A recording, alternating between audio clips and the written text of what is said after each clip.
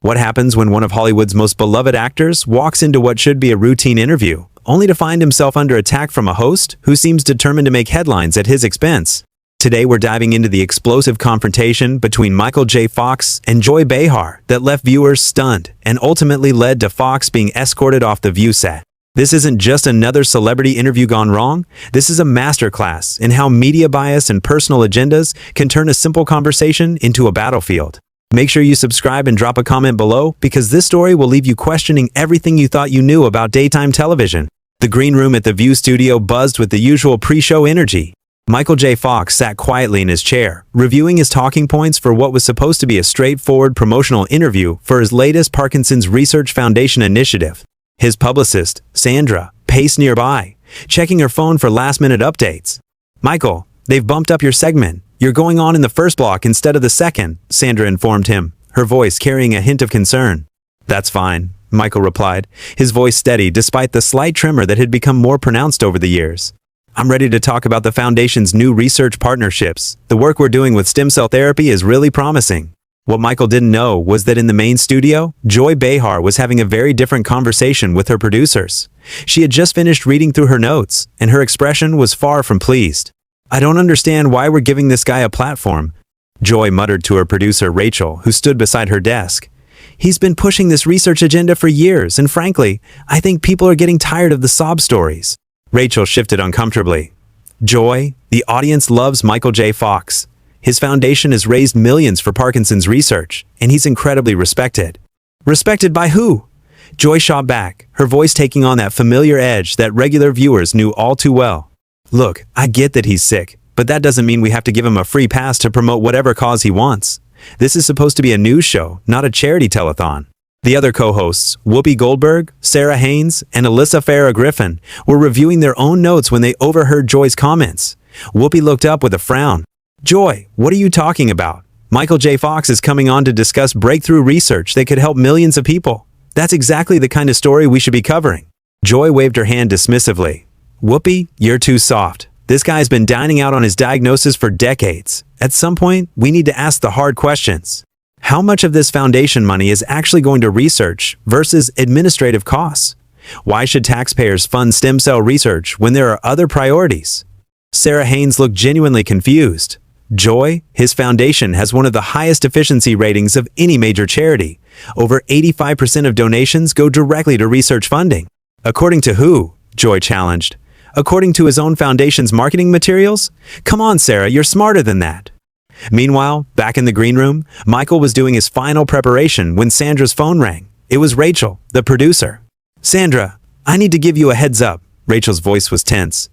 "Joy seems to be in one of her moods today. She's asking some pointed questions about the Foundation's finances and research methods.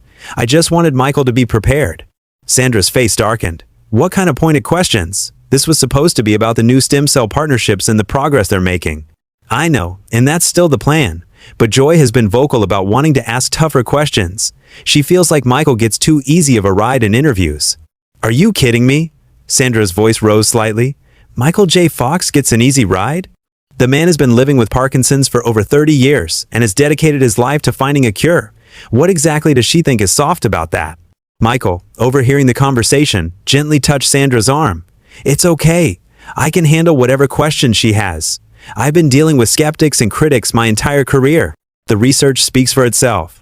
But as the minutes ticked by and they were called to the set, even Michael couldn't have anticipated just how hostile the environment was about to become.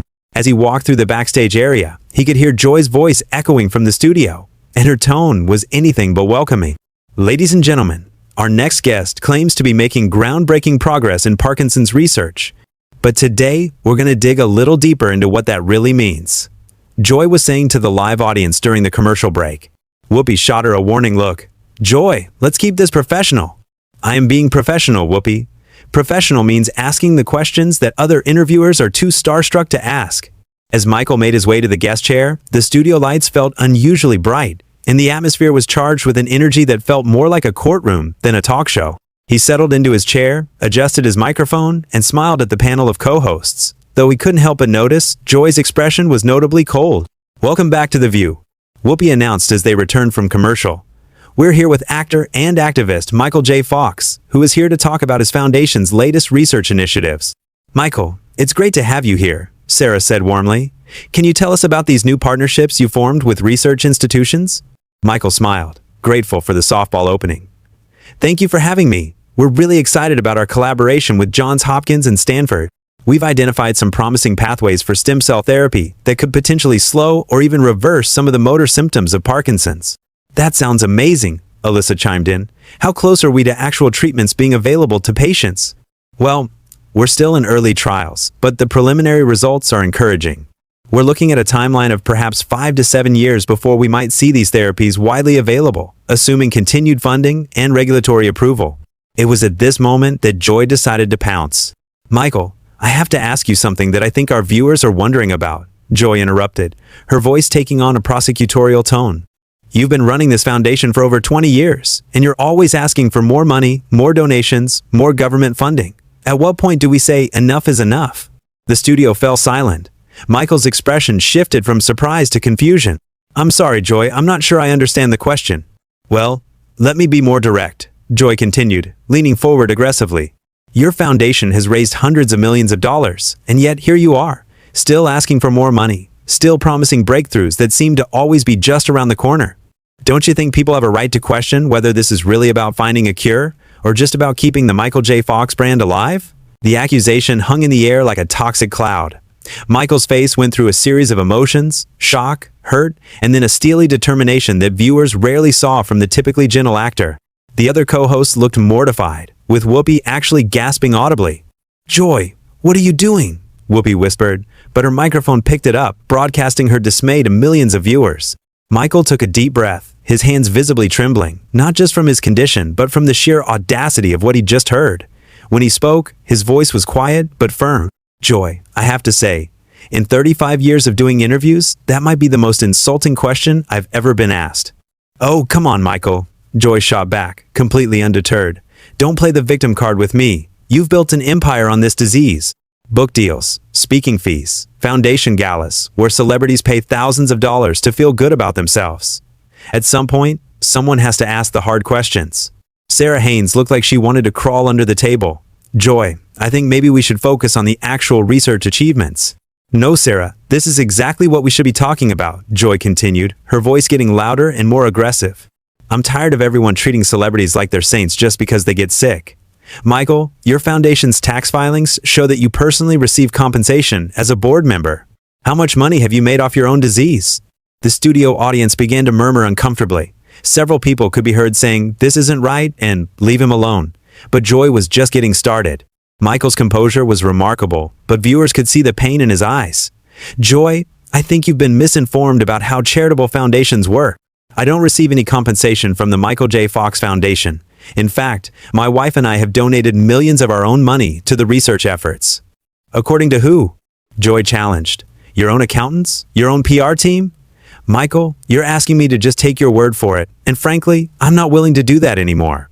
Alyssa Farah Griffin finally found her voice. Joy, this is completely inappropriate. Michael J. Fox's foundation is rated as one of the most efficient and transparent charities in the world by multiple independent watchdog organizations. Those watchdog organizations are probably funded by the same pharmaceutical companies that benefit from his research grants. Joy countered, her conspiracy theories becoming more wild by the minute. Wake up, Alyssa. This is how the game works. You create a disease narrative, you get people emotional, and then you funnel money into research that benefits your corporate partners. Michael's jaw tightened. Joy, are you seriously suggesting that I'm faking my symptoms or that Parkinson's disease isn't real? I'm not saying you're faking anything, Joy replied, though her tone suggested otherwise. I'm saying that you've weaponized your condition to create a financial empire. And now you're here asking hardworking Americans to fund research that might never produce results while you live in a mansion in Connecticut. The audience was getting restless now. Someone in the crowd shouted, "This is disgusting," and others began to boo. Whoopi tried to regain control. Okay, we need to take this down a notch, Whoopi said, but Joy wasn't finished. No, Whoopi, we don't need to take anything down. We need to ask why this man gets a free pass when other people with chronic illnesses don't get foundation deals and celebrity fundraisers. What makes Michael J. Fox so special? Michael's response was delivered with a quiet dignity that made Joy's attacks seem even more vicious by comparison. What makes me special, Joy, is that I had a platform when I was diagnosed, and I chose to use that platform to try to help other people who are suffering from the same condition. I could have retreated from public life, but I didn't, because I believed I had a responsibility to use whatever influence I had to make a difference. Oh please, Joy scoffed, spare me the noble sacrifice speech. You used your diagnosis to revive a career that was already declining. Family Ties was over. Your movie career was stalling. And then suddenly, you had a new angle to stay relevant. The cruelty of the comment was so stark that even Joy's usual supporters in the audience fell silent. Sarah Haynes looked like she was about to cry. Joy, that's enough, Sarah said firmly. You're way out of line here. But Michael held up a hand. No, Sarah, let her finish. I want to hear what other brilliant insights Joy has about my life and my motivations. Joy, apparently unable to recognize sarcasm when it was directed at her, continued her assault. Fine, you want me to finish? Here's what I think. I think you've convinced yourself that you're some kind of hero, but really, you're just another celebrity who found a way to monetize tragedy. And the worst part is, you've got everyone else convinced too. You know what the worst part actually is, Joy? Michael's voice was still controlled, but there was steel in it now. The worst part is that there are millions of people watching this show right now who have Parkinson's disease or have family members with Parkinson's disease, and you're telling them that the research we're doing to try to help them is somehow fraudulent or self-serving. If the shoe fits, Joy shrugged, seemingly oblivious to the impact of her words. Michael looked directly into the camera. For anyone watching who has Parkinson's or any other neurological condition, please don't let this woman's cynicism discourage you from supporting legitimate research efforts. There are real scientists doing real work to find real cures, and they need our support. Joy's face reddened. Don't you dare try to turn this around on me. I'm asking legitimate questions that journalists should have been asking for years. You're not asking questions, Joy, Michael replied, his voice rising for the first time. You're making accusations without any factual basis. You're spreading conspiracy theories about medical research, and you're doing it to a person who is living with a very condition you're claiming is being exploited. I never said the condition was being exploited, Joy backtracked slightly. I said you were exploiting it. That's even worse, Whoopi interjected, having heard enough.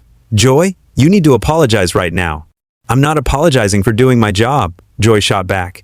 Someone has to hold these people accountable. Michael leaned forward in his chair. Hold me accountable for what, exactly? For dedicating my life to trying to find treatments for a disease that affects over 10 million people worldwide? For using whatever platform I have to raise awareness and funding for research? For continuing to work and advocate even as my own symptoms get worse?